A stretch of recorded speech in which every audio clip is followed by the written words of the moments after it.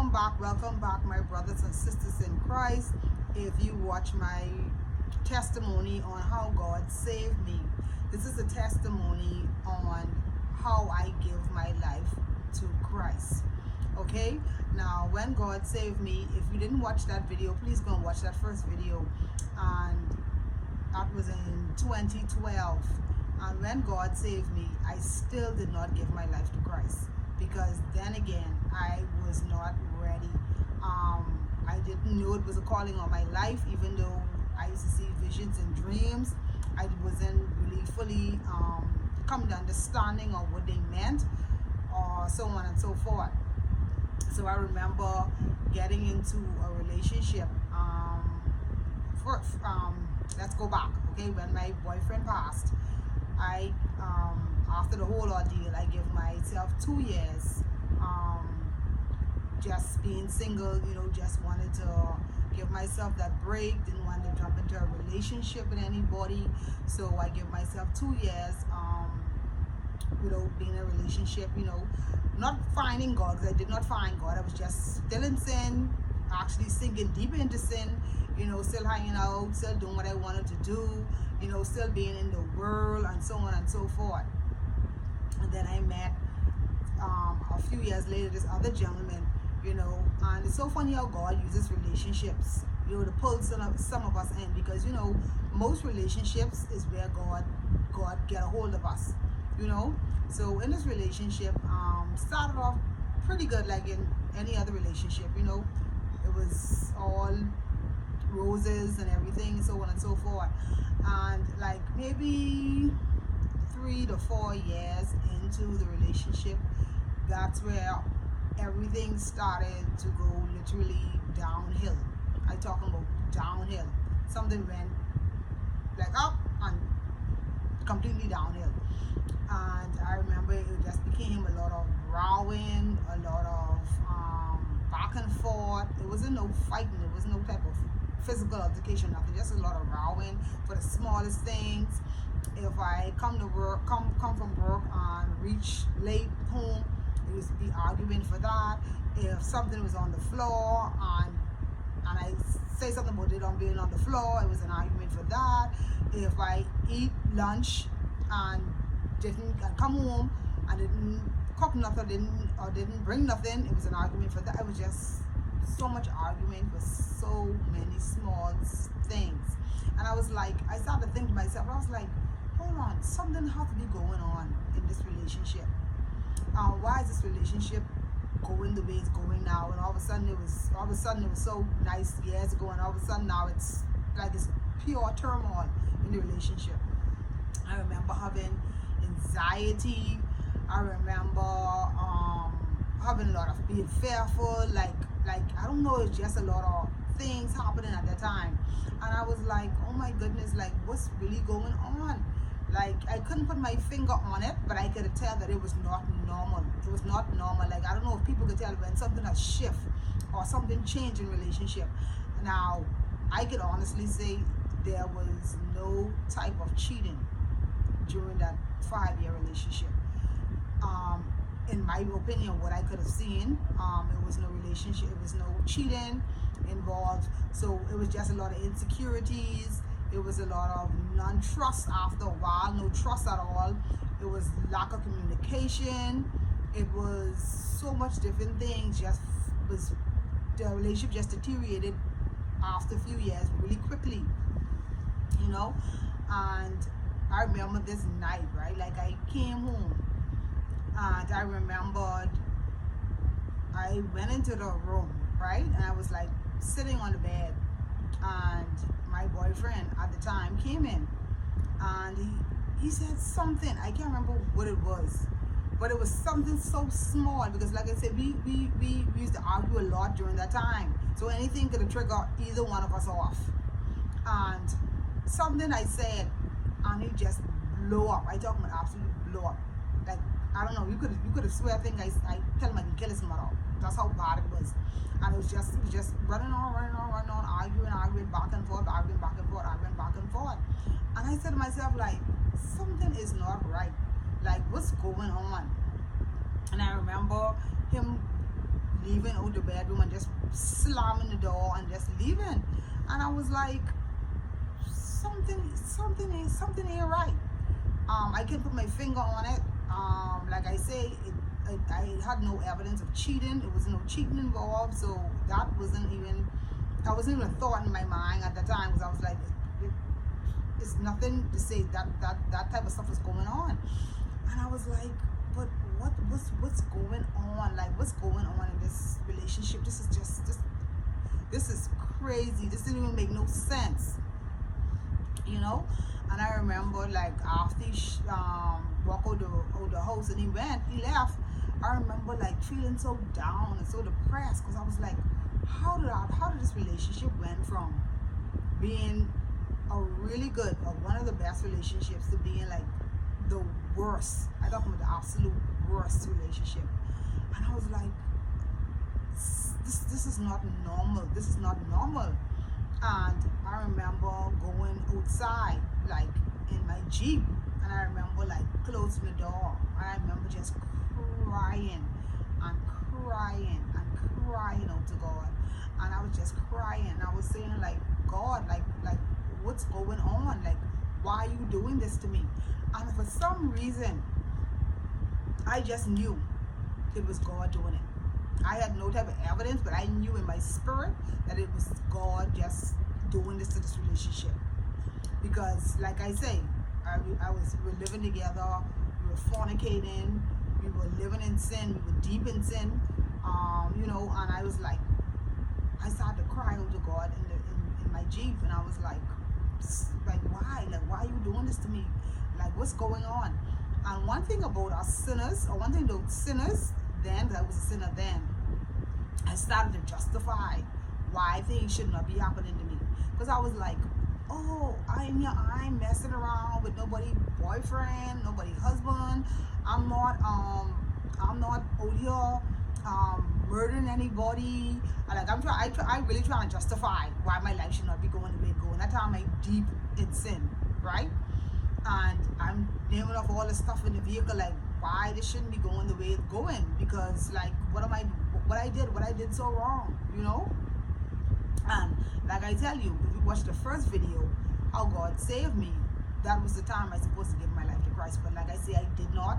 I was not ready, and at the time I didn't have nobody around me who could have poured into me, or like I said, I wasn't in church. I wasn't in nothing other than just basically living my life, partying, hanging out with friends, doing things that I normally do that was not acceptable in God's sight. So, you know, I was just living life. I was just doing me. And as I was crying out, I heard the voice of God said, I want you to go to church. And I was like, what? Church? What do you mean? What do you mean church? Like, what church have to do with what I'm crying out to you for? I'm crying out to you to save this relationship I'm in. What church have to do with that? Like, what one have to do with the other? And he was like, it was silence. It was nothing else. It was silent. And I was like, and I immediately went from being like sorrowful and crying to angry, because I was like, what do you mean church? What does have to do with that? Why what church have to do what I'm crying out to you about? And like I said, I did not hear the voice anymore. And then I said, okay, I surrender.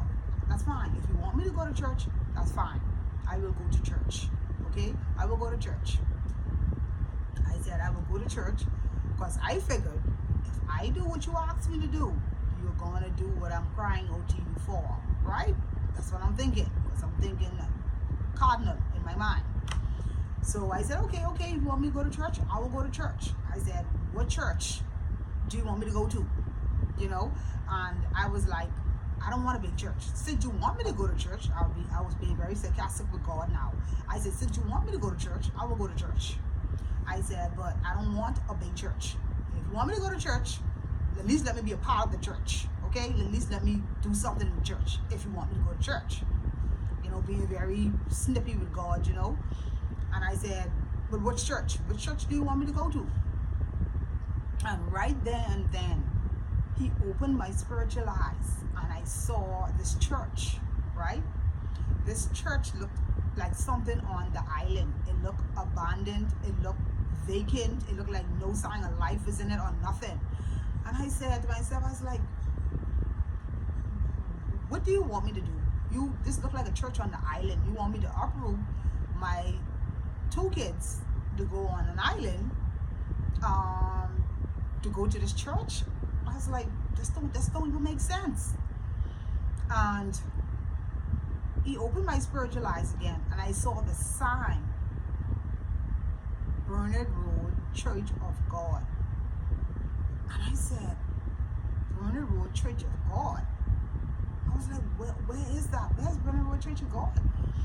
And he bring back to my memory, that was the church, right? That was the church. I baptized my oldest daughter 15 years ago. Literally 15 years ago, I baptized my daughter in that very church. And that was my first and last time in that church, because somebody invited me to that church to baptize my daughter in there, because like I say, I was not involved in a church or none of that. So I went there first and last time, and that was it, right? So I said, okay, I will go. I will do it. I will go, right? So after that, I remember that was like a Friday night, right? I told him I will go, and the voice said, when you go, you will meet my shepherd.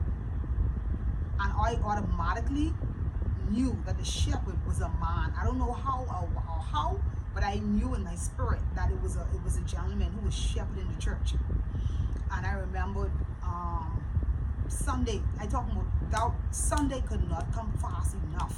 I'm talking about it was like that Sunday felt like years to come, because I could not wait to actually go to the church, because like I said, I figured if he take care of my relationship and he just want me to go to church, that this would have been like, this would have been like a peas in a pod, like, okay, I can do this for you, do this for me, you know.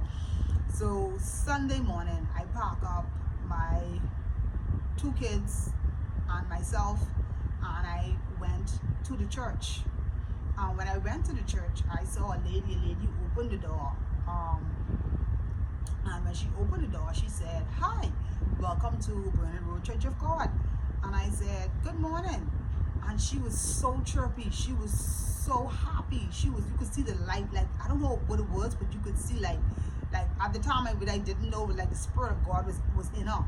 And I step up, and right there and then, as soon as I step up on the step to go put my foot onto the next step, the pastor, which I knew in my spirit also was the pastor, he stopped, like halt, like a full stop, like he just stopped, and he's like, good morning, welcome to Bernard Road Church of God.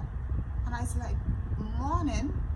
And I said, listen to me guys, it was not me that said I wanted to be a member, because I did not come to be a member.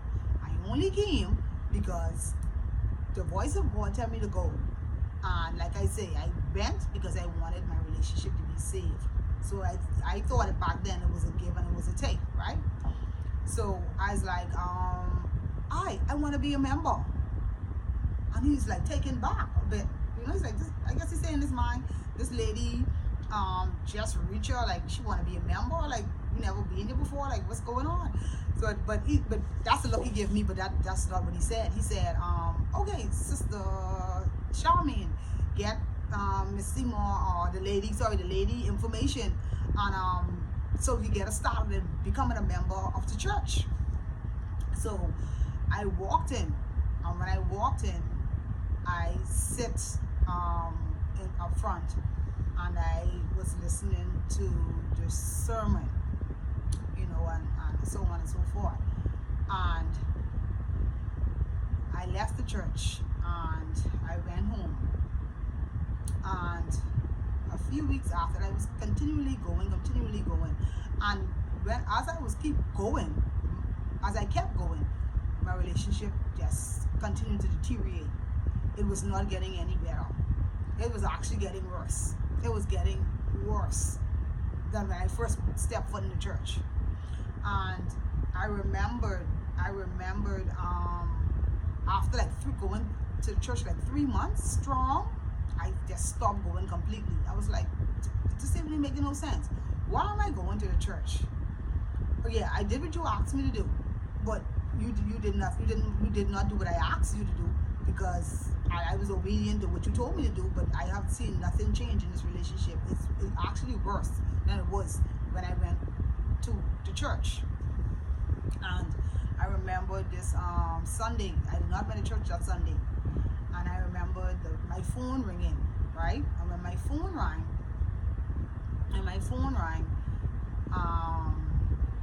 it was the pastor of the church on the next line, right? Like I remember I tell y'all, they got all my information because I was a member then, so they had my phone number on file. And the person was like, "Hi, good day. Can I speak to Sister Seymour?" And I was like, "Speaking." And I didn't catch the voice right there and then because I didn't know who it was. And I was like, "Speaking." And he said, "I haven't seen you in church today, and I haven't seen you and the kids in a few weeks. I'm just calling to see if you all are all right, making sure everything is okay, And I was like, yeah, I'm okay. So he's like, we miss you all at church, your presence being there, you and the kids, so on and so forth." And I was like, "Oh yeah, we're good." So he's like, so I was like, "Okay," and he's like, "Well, I don't want you to be a stranger. You're now a member of our church. You're also family. So I don't want you to stay away. You and the kids stay away from the church, and so on and so forth." And I don't know what it was, but something clicked. I don't know what it was, but something clicked, and I was like, "This man, the pastor, this ain't our elder, this ain't our administrator, this ain't a member of the praise team, this ain't a member of the church. This was actually the pastor, the shepherd of the church, calling, being very concerned about why I haven't been to church. I think it was maybe 3 or 4 weeks until I stopped going cold turkey after I see my relationship wasn't changing, because that was the whole purpose of me going there in the first place, right?" And I was like, "Oh my God, just pastor calling just to check up on me and my kids, to making sure that we okay, making sure that everything is all right with us, and just checking up on us, And I don't know what it was, but something in my spirit was like, you have to go back, you can't stop." And I was like, "Okay." I was like, "Okay, pastor, thank you for calling, thank you for checking up on us, I greatly appreciate it, I said, and that's what I said. I said, "This is going to be the last time I stay away from church." I said, "Me and my kids will be in church as of Sunday coming." And he said, "Okay, Miss Seymour, God bless, have a good day, and we'll see you on Sunday." And he hanged up. And I was like, oh my God, listen to me, men and women of God. Listen to me. Go where God sent you. Don't go where your flesh sent you. Go where the Spirit of God, or where God sent you. That's where you will flourish. Listen to me. It was no mistake. It was not by coincidence that my relationship went downhill for me to cry out that night in that vehicle for God to tell me to go to church. It was not a coincidence. Always remember, no matter what happens in your life, God is always in control of every situation. I don't care if it's looking like a tornado happening in your life. God is right there with you in that tornado, because everything was leading up to what was about to happen that very moment when I cried out. Okay, so I'm going to end this session right now on how I give my life to Christ. The day I give my life to Christ, that very day I cried out in the Jeep. Okay, so I'm going to see y'all guys next time. Leave any testimonies, leave any words of encouragement. We are brothers and sisters in Christ to encourage each other to continue to go forward and trust God. And no matter what happens, always remember God is in control. Bye.